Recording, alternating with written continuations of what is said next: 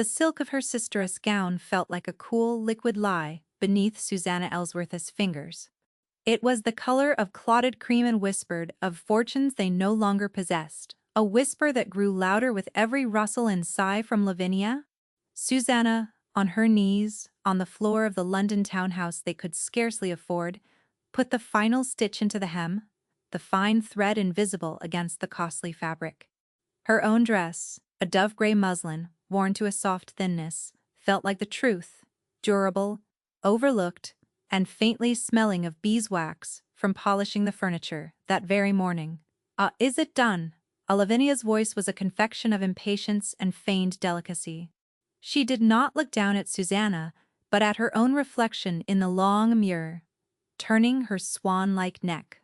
"Ah, it is done," Susanna confirmed, her voice low and even. She snipped the thread with a small pair of silver scissors that had been their mother's. One of the few items of genuine quality Susanna was permitted to handle. For heaven's sake, stand up, Susanna. You look like a scullery maid." "Their mother?" Mrs. Ellsworth said from the doorway.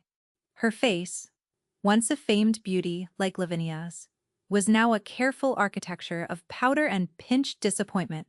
And there is a smudge of something on your cheek." "No, the other one." Susanna's fingers went to her face, finding a faint gray streak, likely dust from behind the drapes she had been rehanging earlier. There had not been time to properly wash before she was summoned for Lavinia Shea. She rubbed at it, feeling the grit under her skin. It is Lavinia Shea night, Mrs. Pius." Ellsworth continued, her gaze sweeping over Susanna's plain attire, with a familiar, weary sigh. The Duke of Ravenshaw will be in attendance. Every eligible girl in London will be flinging herself at his feet. Lavinia will not be lost in the shuffle." The implication was clear. Lavinia was the lure, the family's last, best hope of rescue from the genteel poverty that had clung to them since their father's disastrous investments had come to light.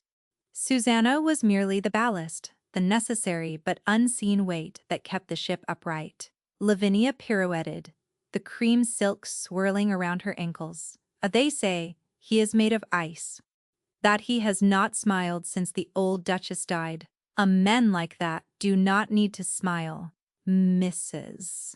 Ellsworth said, a sharp practical edge to her tone. They need an air and a beautiful ornament for their arm. You, my dear, are that ornament, Susanna," she added, her attention shifting back as if recalling a forgotten chore. "You will remain near the walls. Do not draw attention. Do try to be invisible. Do not draw attention. It is the most helpful thing you can do. Do try to be invisible." The words were not cruel in their delivery, merely a statement of fact, a piece of instruction, as mundane as a air the linens or a sea to the silvera.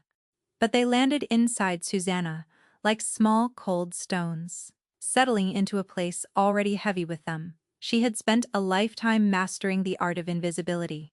She was the one who managed the household accounts, stretching every shilling until it screamed.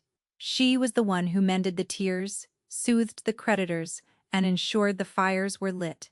She was the quiet, capable engine that ran the house of Ellsworth, while Lavinia was the beautiful figurehead catching the light. She gave a small, almost imperceptible nod, a yes, "Mother," as they prepared to leave. A young maid, new to the household and perpetually terrified, tripped on the rug in the hall, sending a tray of polished glasses crashing to the floor. Mrs. Ellsworth let out a strangled cry of fury. "You clumsy fool! Those were It is all right," Susanna said, her voice cutting cleanly through her mother's rising tirade. She was already kneeling, her hands carefully picking up the larger shards of glass. "No one is hurt. It is only glass, Mother. We have others." Juan. She looked at the maid, whose face was bleached with terror, her lip trembling. "I'll go and fetch a dustpan and brush. Carefully now." The girl scurried away, casting Susanna a look of profound, desperate gratitude. Ellsworth watched, her lips pressed into a thin, disapproving line. "You are too soft on them. That is why they are careless, as she is young, Susanna said simply, wrapping the broken pieces in a cloth, and frightened. She did not say that she knew what it felt like to live in a state of perpetual fear, to feel that one wrong move could bring the entire, precarious structure of your world crashing down around you. She simply cleaned up the mess, another invisible act of maintenance in a house full of them. As she stood, her hands now faintly sticky from a spilled drop of sherry, she caught her own reflection in the hall mirror. The plain girl in the gray dress, a smudge still faintly visible on her cheek. The useful sister, the one who was not meant to be seen. The ballroom was a roaring furnace of light and sound. Hundreds of candles burned in crystal chandeliers, their light fracturing into 1,000 brilliant shards that danced across shimmering silks, glittering jewels, and the flushed faces of Lindona's elite. The heat was immense, thick with the scent of beeswax, perfume, and ambition. To Susanna, who had spent her day in the quiet, dusty corners of their rented house, it was a physical assault. She felt her composure, her carefully constructed invisibility begin to fray at the edges. Lavinia and her mother had plunged into the glittering sea of people with the confidence of pearl divers, leaving Susanna in their wake. She found a small alcove behind a pillar and a large potted fern, a pocket of relative calm where she could observe without being observed. It was her natural habitat. From here she could see Lavinia, a radiant vision in cream, holding court with a circle of admirers. Her laughter was like the chime of a silver bell, perfectly pitched, perfectly practiced. Her mother stood nearby, her eyes scanning the room, a general surveying the field of battle. Susanna watched them, a familiar, hollow ache settling in her chest. It was not envy, not precisely. She had long ago accepted that she did not possess Lavinia's incandescent beauty, nor her mother's ruthless social grace. It was a quieter, more profound sorrow for the life she was supposed to want, and so clearly did not fit.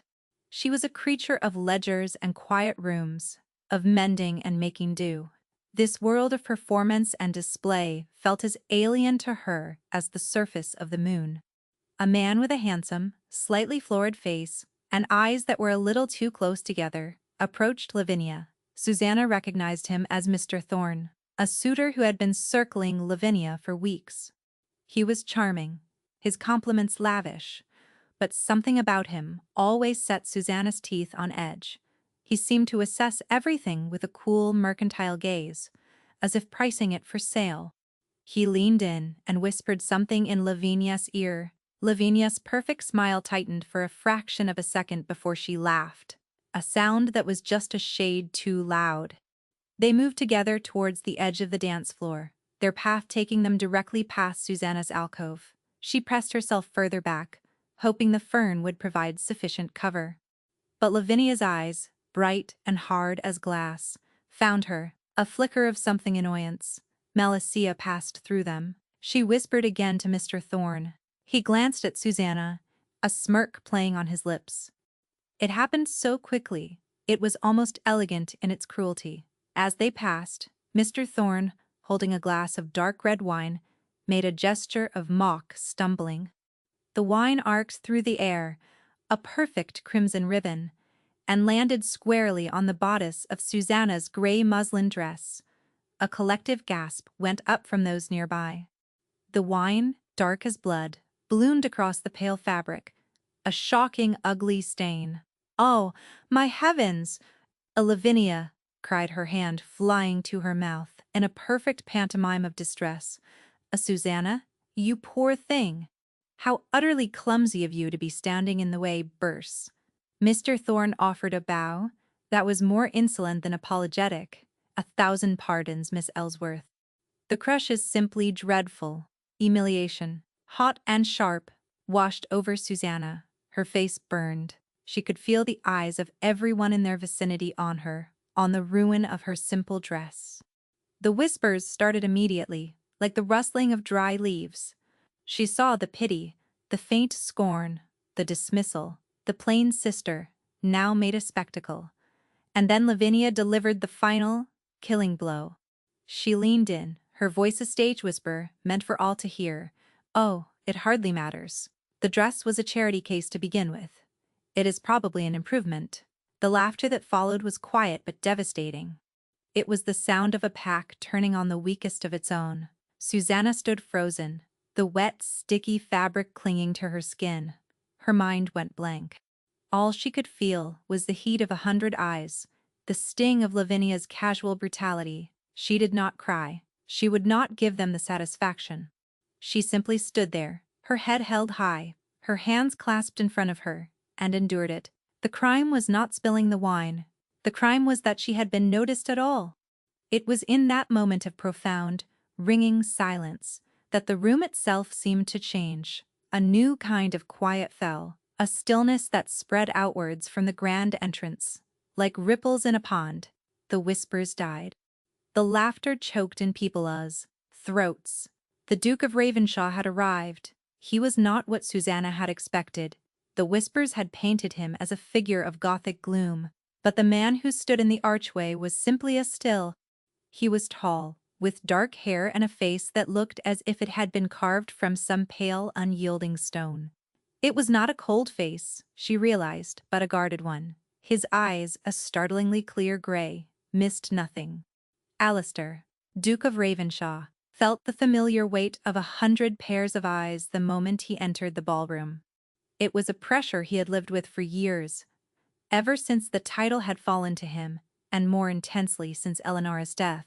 He was the prize, the topic, the quarry. He was accustomed to the sudden hush, the forced smiles, the calculating gazes of matriarchs and their hopeful daughters. He had become isolated by his own reputation, a man so feared for his coldness and courted for his rank that no one ever spoke to him, only at him. His gaze swept the room, a habit born of duty and a deep, abiding loneliness. He noticed the feverish brightness in the eyes of the débutantes. He noticed the sweat on the brow of a young lord who was clearly losing too much at the card tables in the next room. He noticed the way the hostess' smile did not quite reach her eyes as she hurried toward him. He noticed the subtle, vicious, social currents that flowed beneath the glittering surface of the event. And then he noticed her. She was standing in the shadow of a pillar, a splash of dark red wine like a fresh wound on her simple gray dress. He had seen the incident from the doorway, the casual, deliberate cruelty of the man and the beautiful woman in cream. He had seen the circle of watchers, their faces a mixture of pity and predatory amusement, and he had seen the girlish reaction. She had not flinched, had not wept, had not fled. She had simply absorbed the blow, her chin lifting a fraction of an inch, her spine straight as a soldier's. In a room full of performance, her stillness was the most profound thing he had ever seen. It was the quiet, unyielding courage of something that refused to break. The hostess was chattering at his side, but he did not hear her. Lavinia, the vision in cream, was now positioned directly in his path, her face a perfect portrait of hopeful welcome. Her mother hovered behind her, radiating an almost visible aura of ambition. They were the apex predators of this particular jungle, and they had scented blood. Alistair gave the hostess a curt nod, his eyes never leaving the girl in gray. He started to walk, not towards the center of the room, but along its edge. He saw the flicker of confusion on Lavinia's face, then the dawning certainty that he was coming for her. She arranged her features into a welcoming smile, a small, hopeful curtsy already forming in her limbs. He walked right past her. The collective intake of breath was audible even over the orchestra. He did not spare Lavinia or her apoplectic mother a single glance. He continued his path until he stood directly before the stained girl in the alcove. The world seemed to shrink to the space between them. Up close, he saw that her eyes were not gray, as he had first thought, but a deep, clear hazel, and they were filled not with fear, but with a weary, defiant intelligence. He saw the faint smudge of dust on her cheek that her attacker had missed. He saw the strength in the set of her jaw. He broke the silence, his voice lower than he intended, a quiet sound meant only for her. That was unkindly done. Susanna stared at him. The Duke of Ravenshaw. He was speaking to her. The air in her lungs seemed to have solidified. She could feel Lavinia's fury burning into her back like a physical force. He extended a hand, offering a pristine white linen handkerchief. May I offer you this?" She took it numbly. The fabric was cool and smooth, smelling faintly of starch and clean air. Her fingers, still slightly sticky from the spilled wine, trembled as she accepted it. He did not move away. He held her gaze. My name is Alistair Vane." He did not say a Duke of Ravenshaw. He said his name is Susanna Ellsworth. She managed, her voice a little rough. Miss Ellsworth." He gave a small, formal bow. And then he did the thing that shattered the foundations of the room. He extended his hand to her. The orchestra is playing a waltz. If you are not otherwise engaged, would you do me the honor of this dance?" The silence that followed was absolute. It was a public choosing, so blatant and so shocking that no one knew how to react. He had danced past the acknowledged beauty, the prize of the season, to select her plain, stained, humiliated sister. It was not just a slight, it was a declaration. Susanna looked from his outstretched hand to his unreadable gray eyes. Her mind was a whirlwind of panic and a strange, fierce spark of something she could not name. To accept was to step into the center of a storm. To refuse was to shrink back into the shadows where they had tried to put her. Her mother's words echoed in her mind. "Do try to be invisible." She met his gaze, and for the first time that evening she made a choice that was entirely her own. She placed her stained, trembling hand in his. "I would be honored, Your Grace." As Alistair led Susanna onto the dance floor, the crowd parted before them like the Red Sea. The whispers erupted, a tidal wave of speculation and scandal. Susanna felt as if she were walking through a dream, her feet barely touching the polished floor. The Duca's hand was warm and firm at her waist, a steadying anchor in the swirling chaos. His other hand held hers, his grip surprisingly gentle. He was a superb dancer, guiding her through the steps with an effortless precision that made it easy for her to follow. She kept her eyes fixed on the knot of his cravat, unable to meet the burning stares of the hundreds of onlookers.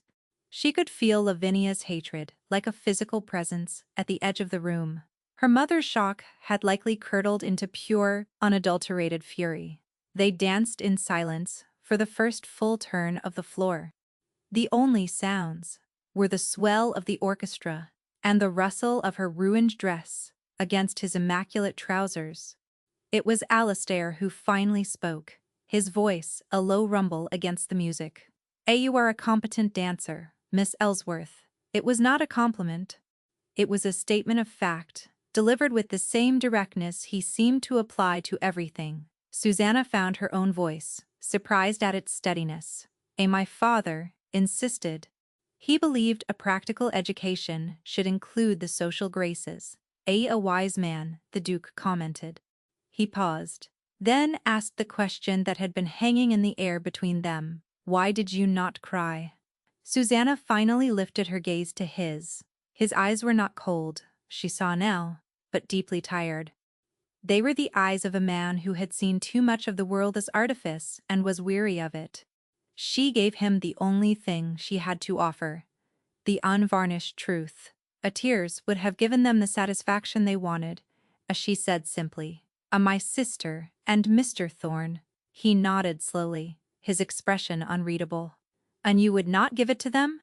They had already taken my dignity for the evening," she replied. A sliver of her own dry private irony showing through. "I saw no reason to give them my composure as well." A flicker of something surprised, respecta, moved in the depths of his gray eyes. He looked at her then, truly looked at her, and she felt the unnerving sensation of being seen. Not as the plain sister or the stained pariah, but as herself. "An admirable display of fortitude," he murmured. The waltz ended. The final note of the music hung in the air, thick with unspoken questions. The Duke bowed, a formal, correct gesture. But instead of returning her to the shadows, he kept her hand on his arm. "Allow me to escort you to find some refreshment, Miss Ellsworth. The air in here is rather thick." It was a command, disguised as a courtesy. He led her from the dance floor, the crowd parting before them once more. He did not take her to the bustling refreshment tables but guided her through a set of French doors onto a deserted stone terrace. The cool night air was a relief, washing over her hot face. The roar of the party subsided to a distant murmur. He released her arm and walked to the balustrade, looking out over the dark, sleeping gardens of the London Square. Susanna stood a few feet away, clutching the Duca's handkerchief in her hand like a talisman. The sheer improbability of the situation was beginning to sink in. "Your family is in difficult straits," he said, not as a question, but as another statement of fact. Susanna stiffened. "I am not at liberty to discuss my family's finances, Your Grace." He turned to face her, his silhouette dark against the paler night sky. "I am not asking as a gossip. I am asking as a man who values information. Your father was an associate of my father's many years ago. I am aware of the reversal of his fortunes. This was unexpected. I also see a great deal more," he continued, his voice quiet but intense. "I see a family willing to sacrifice one daughter for the advancement of another. I see a woman of remarkable composure, and I suspect considerable capability, who is treated as little more than a household servant." Susanna's breath caught in her throat. He saw. He had watched them for less than an hour, and he had seen the entire architecture of her life. "Your Grace," she began, not knowing what to say. He held up a hand, silencing her. "I did not seek you out tonight for mere chivalry, Miss Ellsworth. I came to this ball with a purpose. I have a problem that requires a unique solution. And I believe you may be that solution." Her heart began to beat, a heavy, frantic rhythm against her ribs. "I do not understand need a wife," he said, the words falling into the quiet night with the weight of stones. "Not for romance, not for society, for a purpose." He paused, and when he spoke again, a new note had entered his voice, a deep, painful vulnerability that was utterly at odds with his public persona. "His name is Arthur. He is 6 years old. His mother died 2 years ago. Since that day he has not spoken a single word." The confession was so raw, so unexpected, that it silenced every thought in Susanna's head. All she could feel was a sudden, sharp pang of empathy for this powerful, lonely man and his silent child. "I have tried everything," the Duke went on, his voice strained. "Doctors, specialists, governesses. The governesses last a month, on average, before the silence and the emptiness of my house drives them away. My household is collapsing, under the weight of grief. The staff are demoralized. The estate is adrift. And my son is lost, in a world I cannot reach." He looked at her, his gaze piercing in the gloom. "I have trustees who are growing concerned. They speak of appointing other guardians, of taking Arthur from me. I must present a stable home, I must have a duchess, but I do not need another simpering debutante who will be terrified of my son's silence and bored by my life. I do not need an ornament." He took a step closer. "I need a woman of character, a woman of strength, a woman who can withstand cruelty without breaking and who understands duty. Tonight, I saw such a woman." Susanna felt faint. The world was tilting on its axis. This was not a dream. This was a business proposition, delivered on a moonlit terrace, by the most powerful peer in the realm. "You are proposing a marriage," she whispered, the word tasting alien on her tongue. "I am proposing an arrangement," he corrected her, his tone becoming brisk and businesslike once more. "You would have the title of Duchess, and all the protection and financial security that comes with it. Your family would be rescued from its debts. In return, you would be the mistress of my household. You would provide the appearance of a stable, respectable family to appease the trustees. You would be a presence in my son's life." He looked away back towards the garden. I would ask for nothing more. It would be a partnership, not a marriage in the conventional sense. My life is complicated. My heart is not available for negotiation. But my respect, and my protection, would be yours absolutely. The next day, the Duke of Ravenshaw's carriage, a somber and magnificent creation of black lacquer and silver, drew up outside the Ellsworths' rented townhouse. Its arrival sent a shockwave through the street and threw the household into a state of barely controlled panic. Mrs. Ellsworth, her face pale with a mixture of hope and dread, assumed it was for Lavinia. She had spent the morning alternately berating Susanna for her asa and shameless display, and preening Lavinia for the next stage of the campaign, certain that the Duca's dance with the wrong sister was a bizarre feint, a tactic to make Lavinia seem all the more desirable. When the butler announced that the Duke was asking for Miss Susanna Ellsworth, the silence in the drawing room was profound. Susanna entered the room where Alistair waited. He stood by the window, looking out at the street, his back to her. He had not come in the formal attire of the previous night, but in the severe, perfectly tailored riding clothes of a man of business. He turned as she entered, and his gray eyes assessed her plain morning dress with that same unnerving neutral intensity. "A Miss Ellsworth," he said, with a slight bow. "A thank you for seeing me, Your Grace," she replied, her hands clasped tightly in front of her. She had not slept. His words from the terrace had replayed in her mind all night, a bewildering tapestry of opportunity and terror. "I will not waste your time with pleasantries," he began, his voice crisp. My proposition of last night was not a whim. I am in earnest. The trustees of my Sona's estate meet in 1 month's time. I must present them with a wife and a settled household. Time is of the essence." He laid it out like a legal document. The terms, the timeline, the duties. He spoke of settlements, of her family's debts being cleared, of the authority she would hold as Duchess. It was cold, it was transactional, and it was the most significant moment of her life. Susanna listened without interruption. She let the weight of his words settle, let the full implication of what he was offering sink in. He was offering her an escape. He was offering her a position of power and respect beyond her wildest imaginings. He was offering her a life. Most women would have wept with gratitude. They would have accepted instantly, breathlessly. But Susanna was not most women. She had spent a lifetime being useful, being a cog in a machine that served others' ambitions. If she was to do this, it would not be as a grateful charity case. It would be as a partner. When he had finished, she met his gaze directly.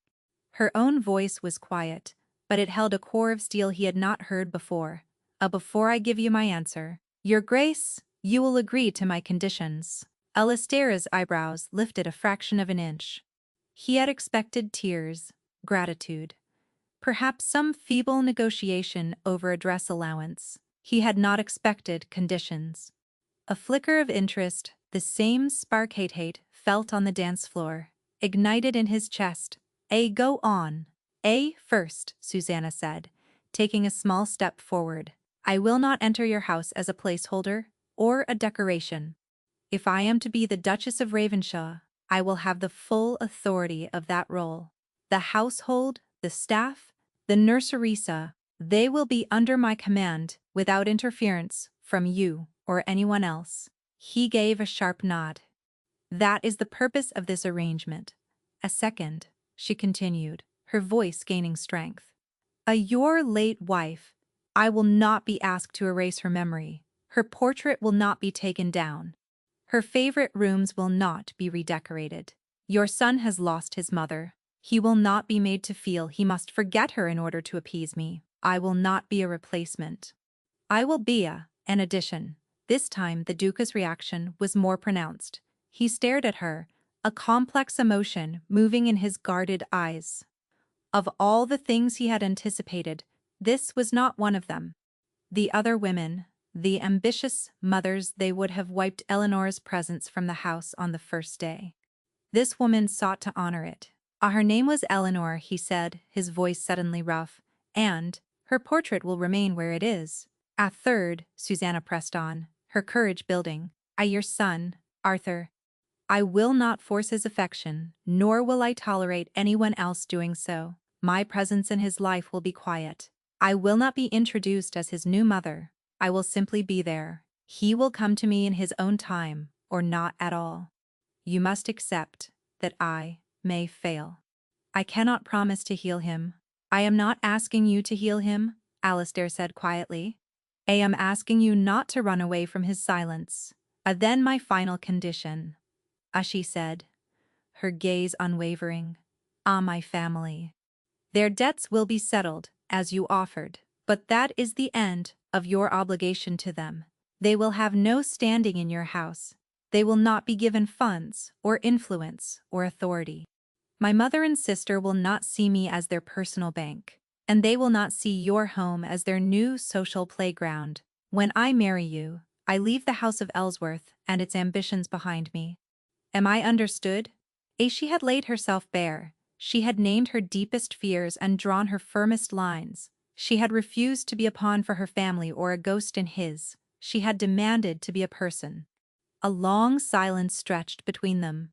Alistair looked at her, and for the first time his expression was not guarded or tired, but something akin to awe. He had come seeking a solution, a cog for his broken machine.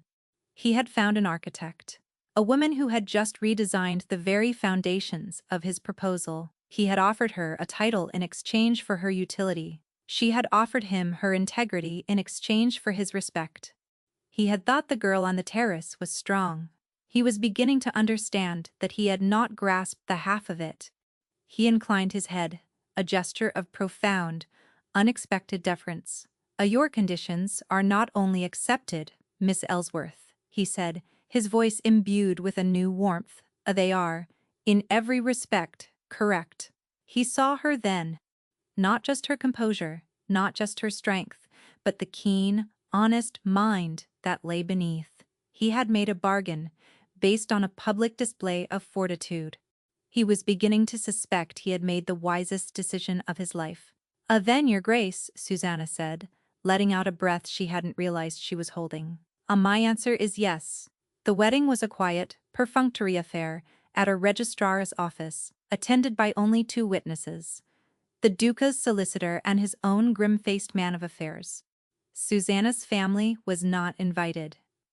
The Ellsworth debts were settled by a discreet bank draft, and a note was delivered to her mother, informing her that the new Duchess of Ravenshaw would not be receiving visitors for the foreseeable future. The break was as clean and sharp as Susanna had demanded. Stepping out of the carriage and into the courtyard of Ravenshaw Manor was like stepping into another world. The house was a masterpiece of Palladian architecture, vast and symmetrical, built of pale gray stone that seemed to absorb the weak afternoon light. It was magnificent, but it was also utterly, profoundly silent. There were no sounds of life and no laughter, no chatter, no footsteps hurrying on errands. The air itself felt cold and still, heavy with a grief that had seeped into the very stones. The staff, lined up in the great hall, were a portrait of disciplined gloom. They were correct. They were respectful, but their eyes were wary. Susanna was the 5th governess-type figure to arrive in 2 years, even if she came with a different title. They did not expect her to last. Alistair performed the introductions, his voice echoing in the cavernous space. This is Mrs. Percent. Davies the housekeeper, Mr. Hobbs the butler. Susanna met their gazes, one by one. She did not offer a false, bright smile. She simply nodded a Mrs. Davies, Mr. Hobbs. I look forward to working with you. She used the word, working deliberately. She was not here to play the grand lady. She was here to do a job, and then she saw him. A small figure stood at the top of the grand staircase, half hidden in the shadows of the upper landing. A boy with dark hair like his father's, and huge, solemn gray eyes. He clutched a small, carved wooden object in his hand. He was not looking at his father. He was looking at her.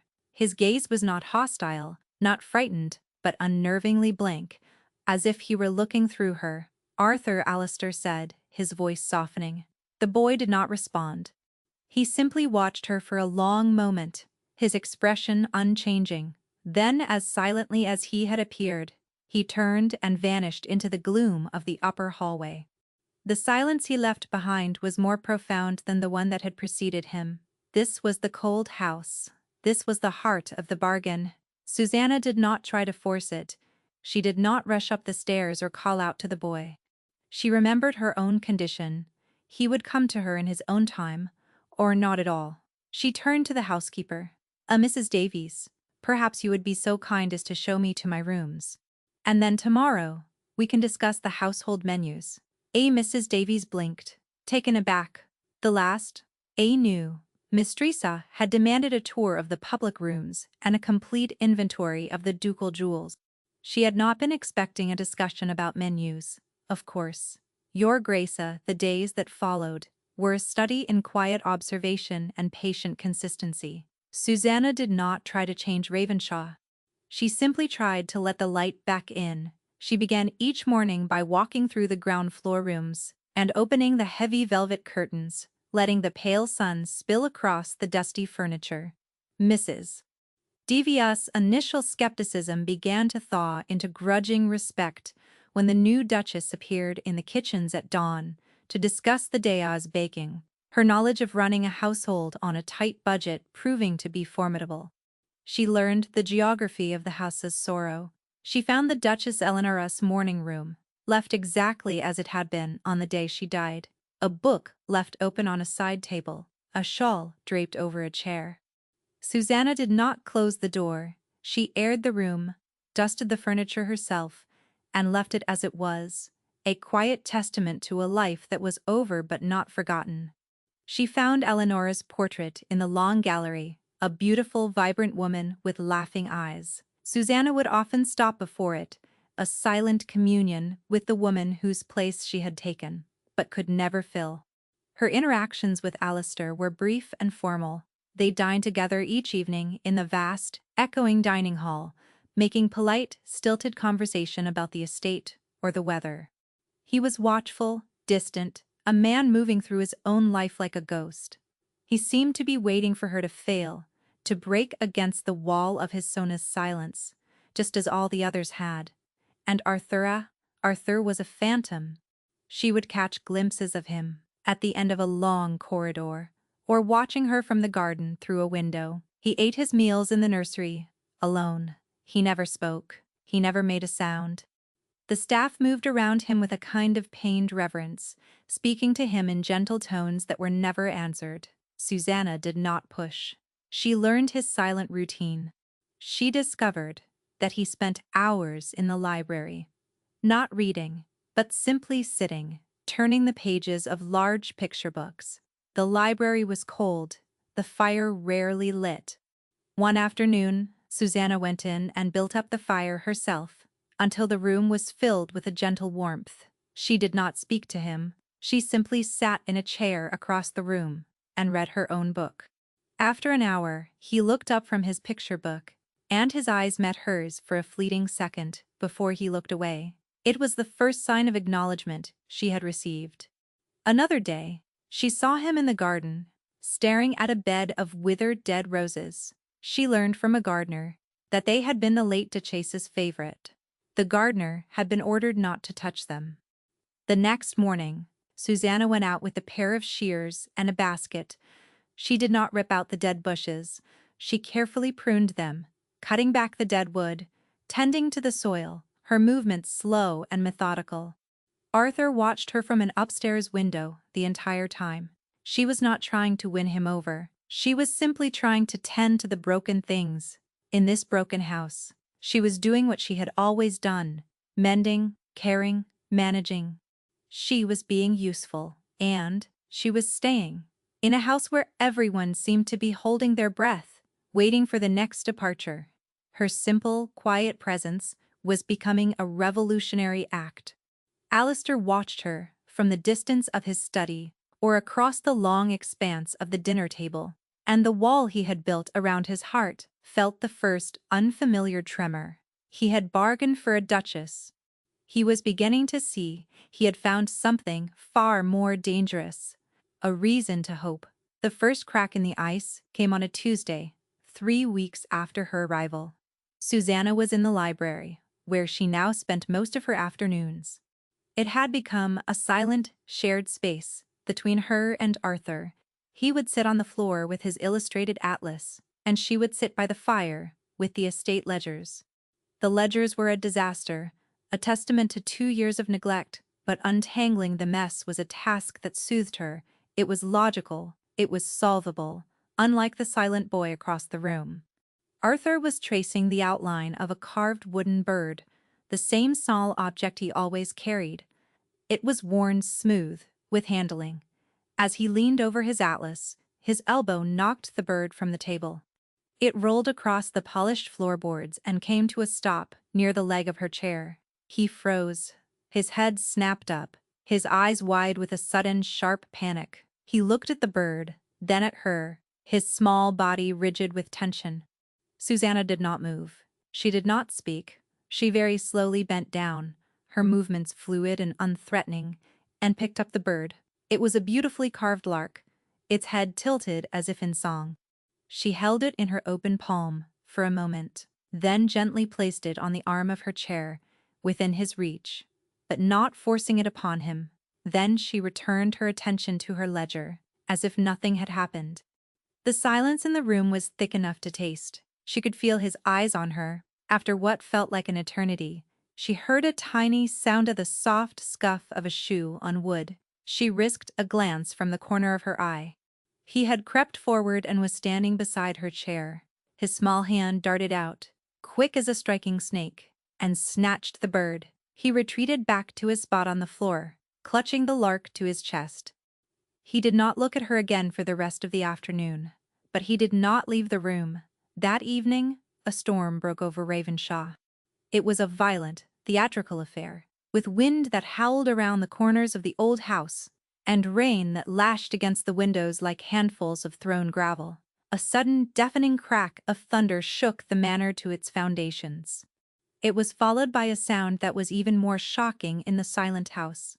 A childish cry, a thin, terrified wail from the nursery wing. Susanna was on her feet instantly, her book forgotten. She hurried out of the drawing room and up the grand staircase, her heart pounding. As she neared the nursery, she saw Alistair standing frozen in the hallway, his face a mask of anguish. The sound of his sona's fear seemed to have paralyzed him. The window, Bronte, he stammered, his usual composure shattered. Ah! It reminds Maya. The night, Eleanor, he couldn't. Susanna pushed past him into the nursery. A branch, tossed by the wind, had struck and shattered one of the large window panes. Rain and wind were pouring into the room. And in the corner, huddled in his bed, was Arthur, his face buried in his pillows, his small body shaking with sobs. She did not hesitate. She went to him, sitting on the edge of the bed and placing a steady hand on his back. "Ed is all right, Arthur," she said, her voice calm and low. "It was only the wind. You are safe." Ah, he flinched at her touch, but did not pull away.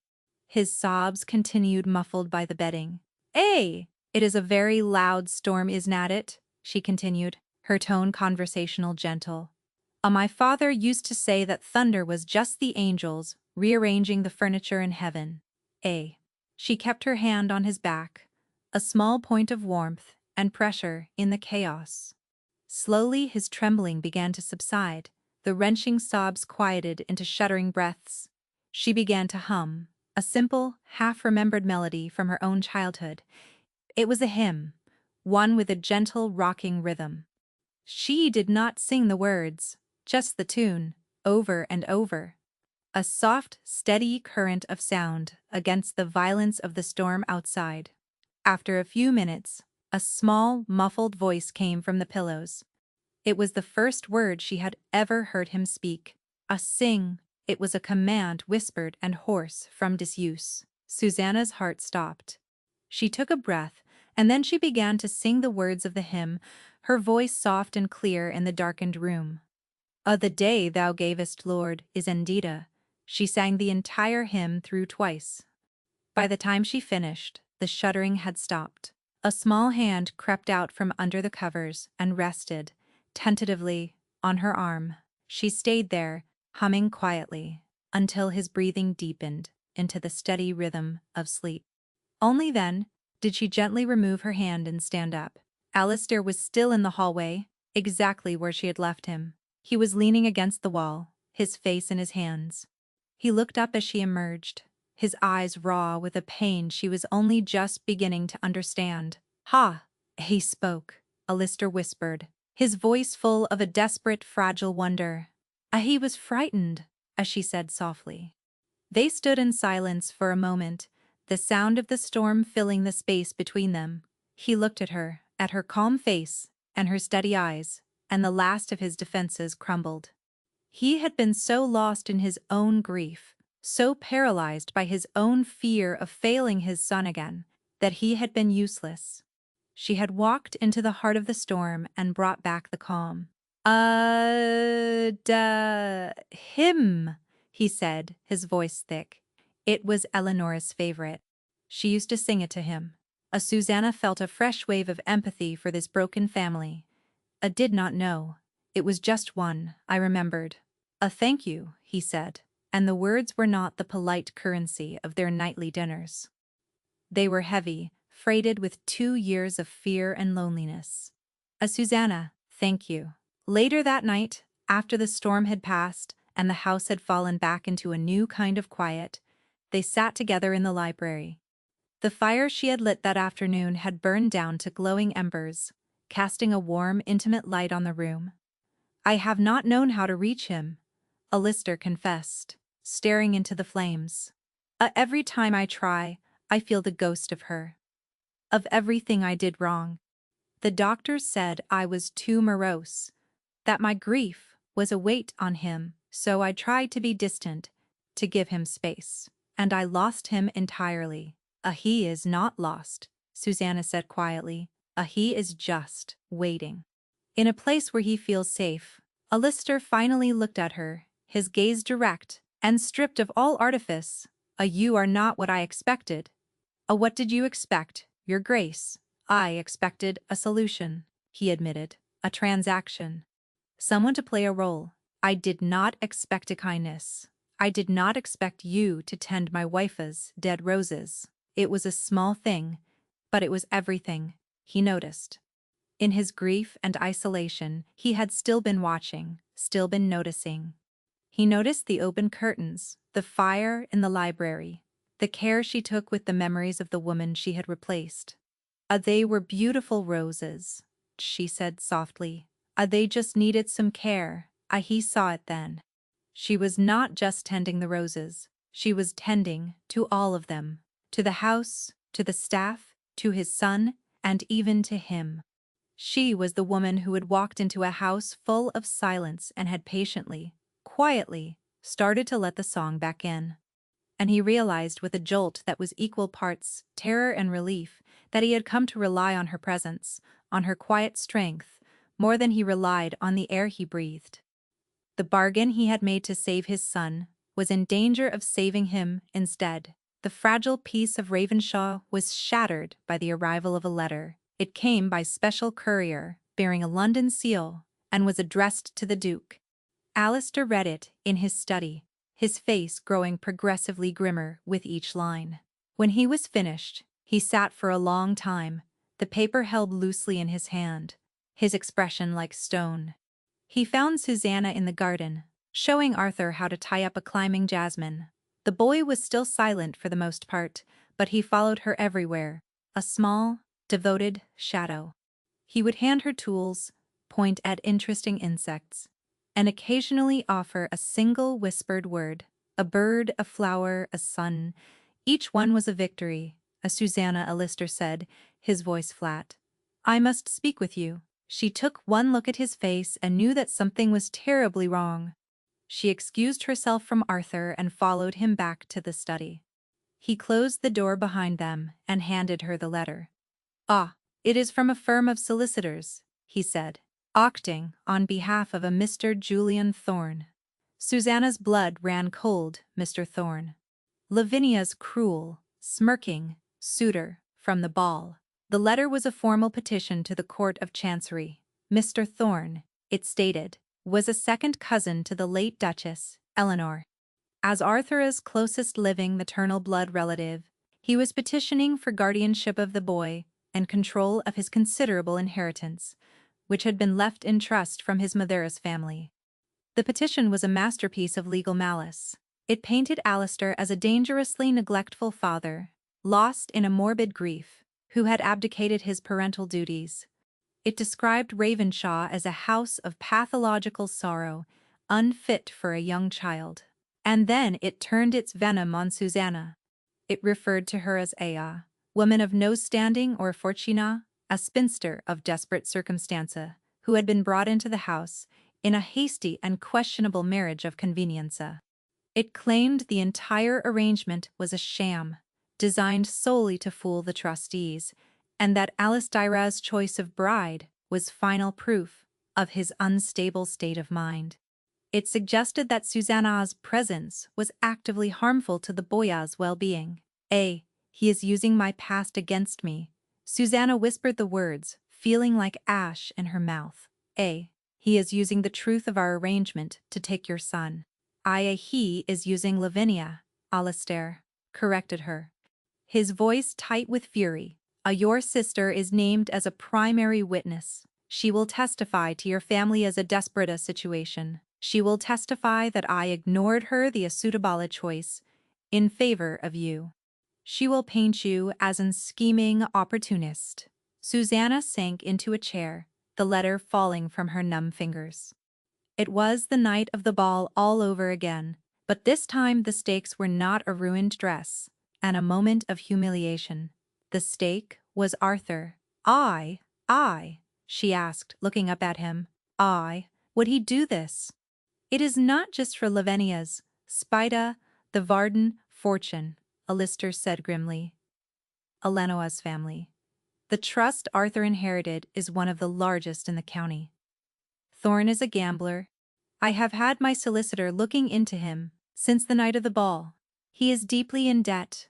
Control of Arthur's trust would solve all his problems. It was a cold, calculated scheme.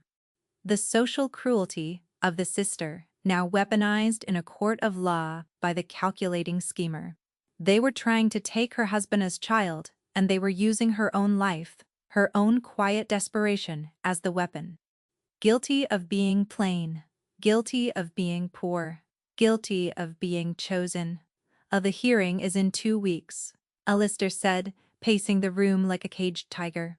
My solicitor is not optimistic. Thorne has blood relation on his side, and he has a narrative that is simple and damning. A grieving, unstable father, a scheming, low-born new wife, a silent, suffering child. But it is not true, Susanna insisted, a fire beginning to burn through her shock. Arthur is not suffering, he is getting better. He speaks to me. He whispers single words to you in the privacy of the garden, Alistair said, his voice harsh with despair. In a courtroom, before a magistrate and a room full of strangers, he will be silent. He will be the perfect portrait of a neglected child. They will take him from me, Susanna. He stopped pacing and looked at her, his eyes full of the terrible, raw fear she had never seen in him before. The unshakable Duke of Ravenshaw was terrified, not for his title, not for his fortune, but for his son. They will take him, he repeated, his voice breaking. And it will be my fault for bringing you here. For putting you in this position. Susanna rose from her chair and went to him. She did not touch him. She simply stood before him, forcing him to meet her eyes. No, she said, her voice ringing with a strength that surprised them both.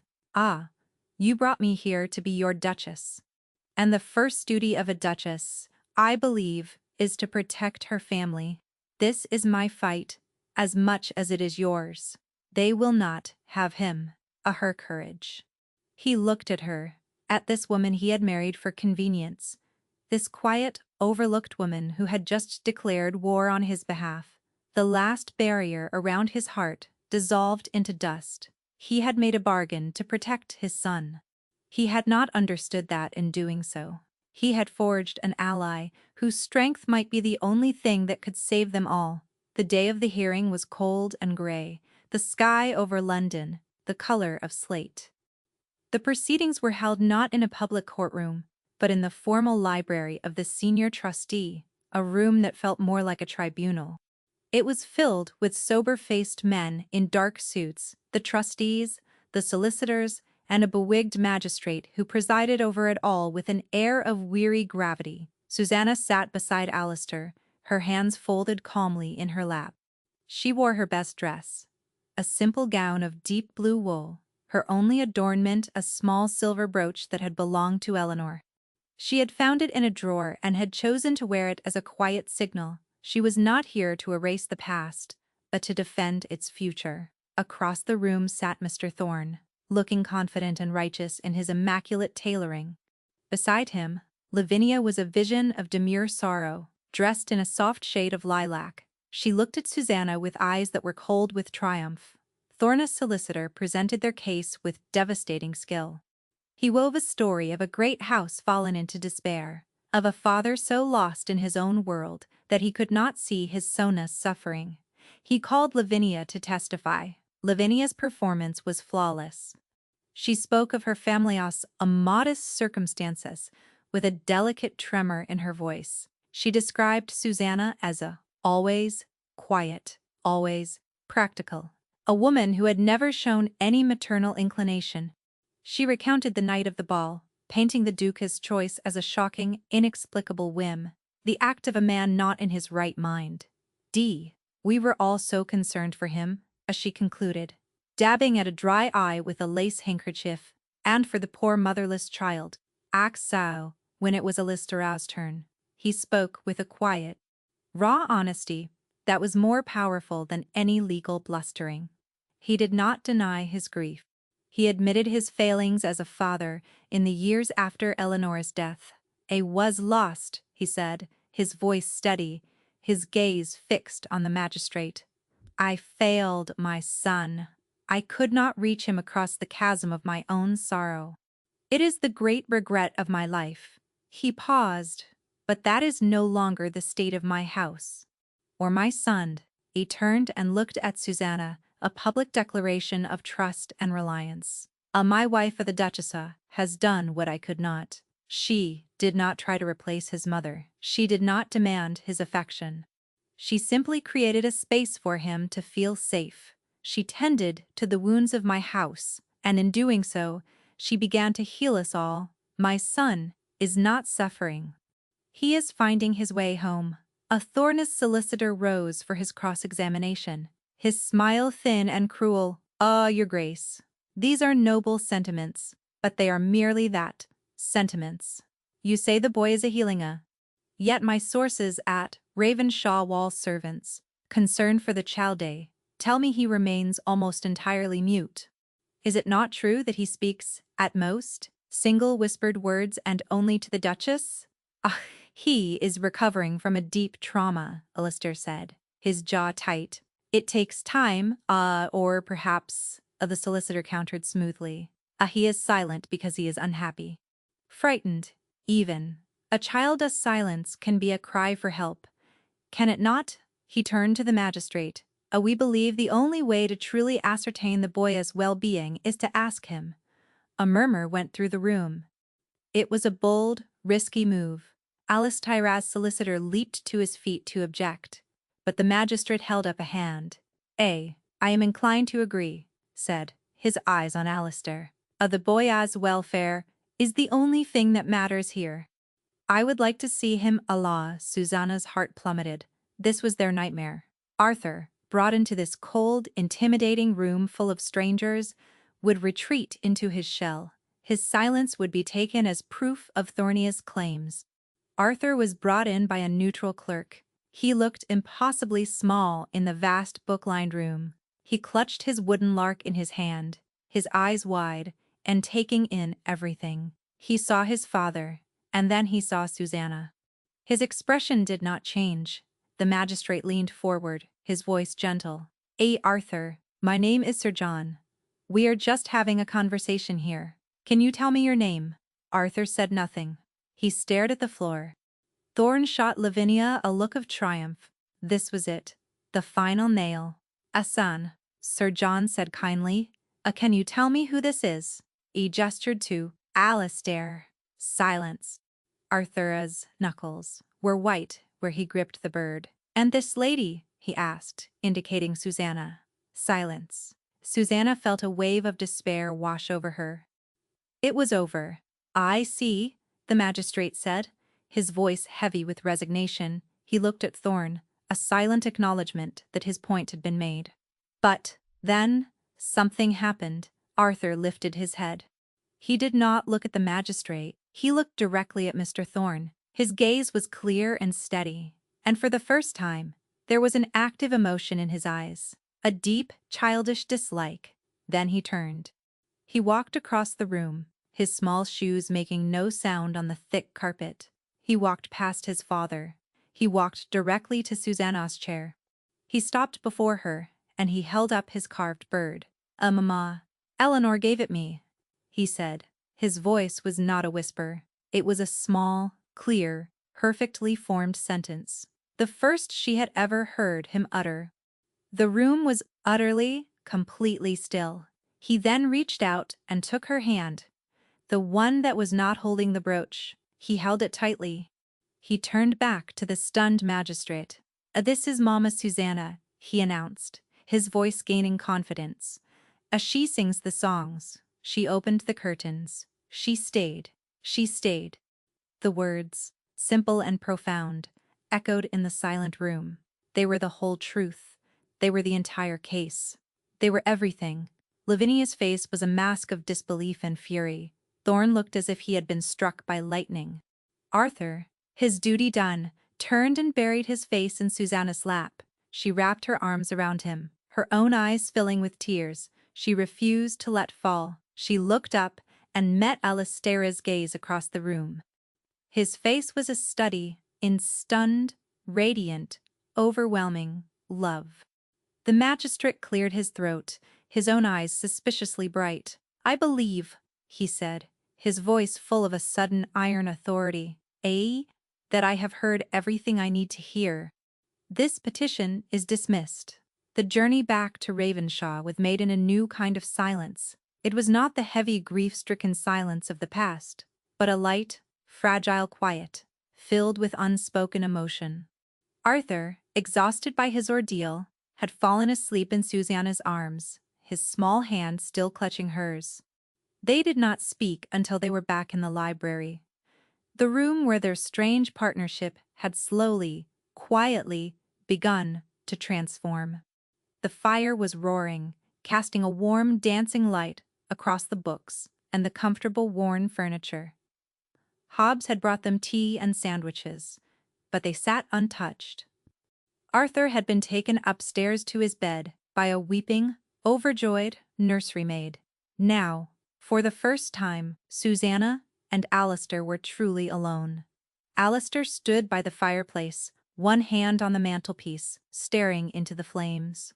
Susanna sat in her usual chair, her hands finally trembling now that the crisis was over. He called you Mama, Susanna, Alastair said, his voice low and full of wonder. He has never said it before, she whispered. I did not know. He knew, Alastair said. He knew. You were the one who mattered. He chose you. He turned from the fire to face her, and his eyes were stripped of all their ducal authority, all their practiced control. They were simply the eyes of a man who had been given back his world.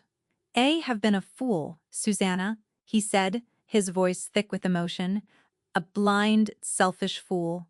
He crossed the room and knelt before her chair, taking her hands in his. His touch was warm and firm. I came to you with a contract, a bargain. I offered you a title and a roof over your head, as if I were buying a piece of furniture. I thought I was offering you a rescue. He looked down at their joined hands, A was the one who needed rescuing this house. My tsunami. We were drowning in silence. And you walked in, and you did not rage against it. You did not try to fill it with noise. You just listened to it. You listened to the grief. You listened to the memories. And you gave them a place to breathe. You gave us a place to breathe. He looked up, and his gaze was so intense it was almost painful. AI proposed an arrangement of convenience, but it has become the single most inconvenient truth of my life. The night of the bala, I told myself it was a strategic decision, that I saw your strength, and knew you were the solution to my problem. It was a lie I told myself to keep me safe. The truth, he said, his voice dropping to a near whisper, is that I saw you in that alcove, enduring an unspeakable cruelty, with a grace that took my breath away, and for the first time since Eleanor died, I felt something other than grief. I felt a hope. I wanted to know the woman who could stand in the heart of a storm and not be broken by it. Susanna's heart was hammering against her ribs. This was more than gratitude. This was a confession. Do not say this if it is only gratitude. Your grace, she whispered. The words she had promised herself she would say if this moment ever came. I could not bear it, if it were only that. He smiled, a true unguarded smile that transformed his entire face. It was the first time she had ever seen it, and it was beautiful. Call me Alistair, he said softly. And no, Susanna, it is not gratitude. Gratitude is a pale and distant thing. Lisa, he lifted her hand and pressed it to his heart. She could feel its strong, steady beat beneath her palm. This is something else entirely. Something I thought I had lost the capacity to feel at. He leaned in his gaze, searching hers, asking a silent question. She gave him his answer by leaning forward to meet him. The kiss was not the practiced, elegant gesture of a duke.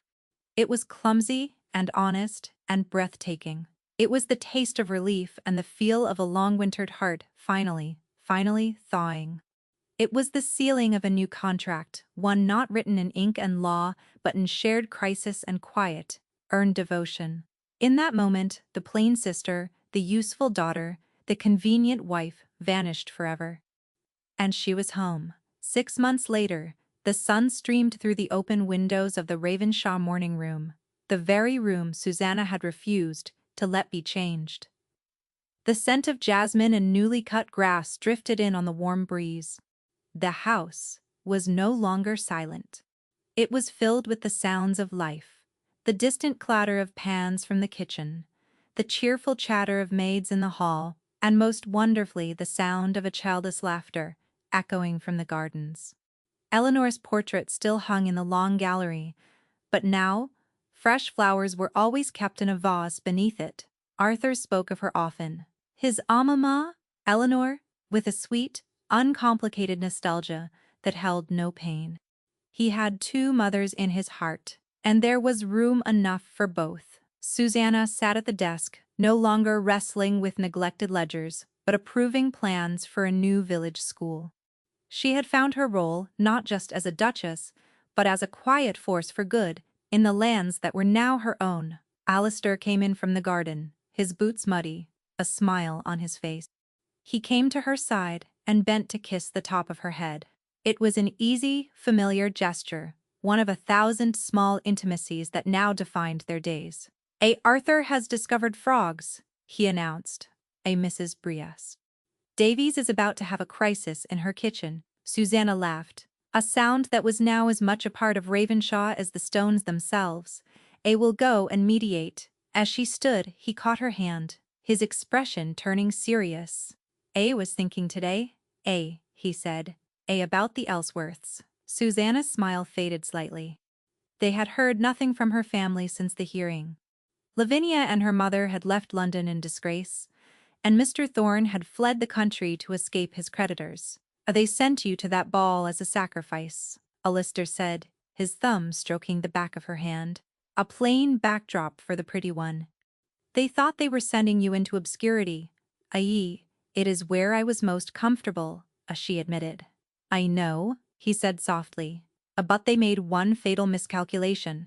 He drew her closer, his arms circling her waist, They forgot that sometimes the most valuable things are not those that glitter. Sometimes they are the ones that endure. Later that evening, after a dinner filled with easy conversation and shared laughter, Susanna went up to tuck Arthur into bed. He was already half asleep, his dark hair tousled against the white pillow, the carved lark on the nightstand beside him. She smoothed his blankets and bent to kiss his forehead. "A good night, my love," she whispered.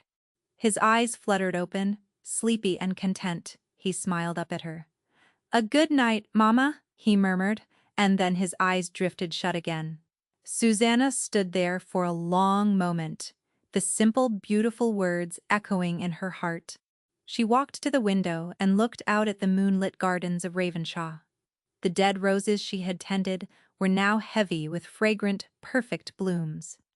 She had been brought to London as the plain sister, a piece of useful luggage for her family as ambitions. She had been brought to Ravenshaw as a convenient solution, a signature on a contract. She was the afterthought, the invisible one, the woman no one was meant to see. But in the quiet of this house, in the heart of this family, she had become the one thing that mattered more than beauty or bargains. She became the woman who stayed. What do you think is the most powerful form of courage?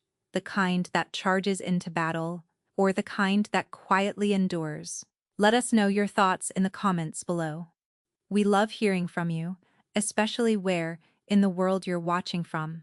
If you enjoyed Susanna's story, please give this video a like and subscribe to our channel for more tales of love, honor, and quiet strength.